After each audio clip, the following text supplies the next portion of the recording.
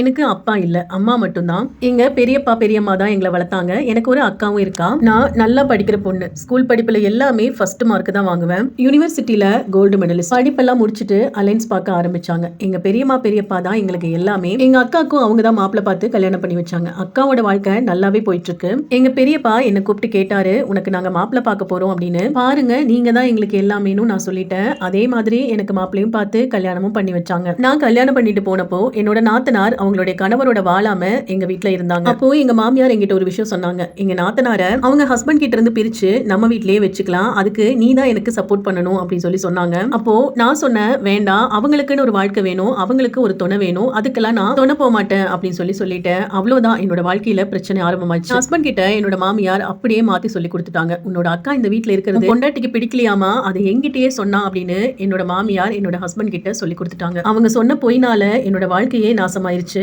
என் husband அதை கேட்டுட்டு என்ன நல்லாவே அடிச்சுட்டாரு. என்ன அடிச்சது தெரிஞ்சு என் வீட்ல இருந்து என் பெரியம்மா, பெரியப்பா, அம்மான்னு எல்லாருமே வந்து கேட்டாங்க. அப்போ அவங்க கிட்ட எங்க மாமியார் சொன்ன விஷயம் என்னன்னா, உங்க பொண்ணுக்கு எங்க பொண்ணு இங்க வாழாம இருக்கிறது பிடிக்கலையாமா, அவளை வீட்டை விட்டு வெளியில போக சொல்றா அப்படின்னு எங்க பெரியம்மா, பெரியப்பாட்ட எல்லாம் சொல்லி கொடுத்துட்டாங்க. அதை கேட்டோன்னையும் என் பெரியப்பா என்ன அடிச்சுட்டாரு. அப்போ ரொம்பவே மனசு உடைஞ்சு போயிட்டேன். இந்த இடத்துல எனக்கு ஒரு அப்பா இருந்திருந்தா இப்படி எல்லாம் பண்ணிருப்பாரா அப்படின்னு எனக்கு யோசிக்க தோணுச்சு. அன்னையில இருந்து யாருமே என்கிட்ட பேச மாட்டாங்க. என் ஹஸ்பண்ட் சுத்தமா முகம் கொடுத்து கூட பேச மாட்டாரு. என்னோட மாமியார், நாத்தனார், மாமனார், என் வீட்டு ஆளுங்கன்னு யாருமே பேசுறது, என்ன வேணும், எனக்கு என்ன தேவை, எதுவுமே கேட்க மாட்டாரு. நான் அந்த வீட்ல ஒரு அனாதை மாதிரி வாழ்ந்துட்டு இருந்தேன். கொஞ்ச நாள்ல என்னோட ஹஸ்பண்டுக்கு டிரான்ஸ்பர் ஆகி வேற ஒரு ஊருக்கு போக வேண்டிய சிச்சுவேஷன் வந்துருச்சு. அப்பவாவது என்னோட வாழ்க்கை மாறும் அப்படின்னு நினைச்சேன். அந்த வீட்ல நானும் என்னோட ஹஸ்பண்டும் மட்டும் தான் இருப்போம். என் ஹஸ்பண்ட் சுத்தமா என்கிட்ட பேசவே மாட்டாரு. ஒரு மனைவியா நான் எல்லா தேவைகளையும் அவருக்கு பூர்த்தி செய்யணும். சமைச்சு கொடுப்பேன், லஞ்ச் கொண்டு போவாரு. ஆபீஸ் போனதுக்கு அப்புறம் ஒரு போன் கூட பண்ண மாட்டாரு. புது ஊரு, புது வீடுன்னு தனியாவே இருப்பேன். ஒரு நாளைக்கு 1-2 வார்த்தை தான் பேசுவாரு. அது தேவைக்காக பேசுவாரு, அவ்வளவுதான். ஈவினிங் வந்தா அவங்க வீட்டு ஆளுகளோட வீடியோ கால் பேசிட்டே நான் சமைச்சு வச்சதை சாப்பிடுவாரு. அந்த சாப்பாடு கூட பார்க்க மாட்டாரு, என் முகத்தையும் பார்க்க மாட்டாரு. அப்படியே அவங்க கிட்ட பேசிட்டு அப்படியே தூங்கவும் போயிருவாரு. டைம் எனக்கு அபார்ஷன் ஆயிருச்சு.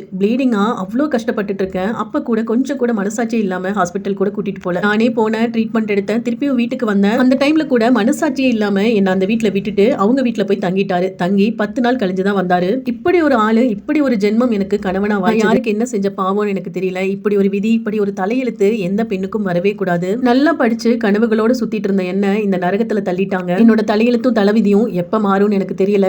இது இன்ஸ்டாகிராம்ல ஒரு சிஸ்டர் ரொம்ப நாளைக்கு முன்னாடி நம்ம கிட்ட ஷேர் பண்ண சொன்ன ஸ்டோரி. நீங்க வீடியோவா போடலைனா கூட பரவாயில்ல சிஸ்டர், ஆனா ஆறுதலுக்குன்னு எனக்கு யாருமே இல்ல, அதுக்காக உங்ககிட்ட ஷேர் பண்றேன்னு சொல்லியிருந்தாங்க. அவங்களோட வாழ்க்கை நல்லா இருக்கணும்னு நம்ம எல்லாருமே ப்ரே பண்ணிக்கலாம். அவங்களுக்கு நீங்க என்ன சொல்ல விரும்புறீங்களோ அது கமெண்ட்ஸா கன்வே பண்ணுங்க.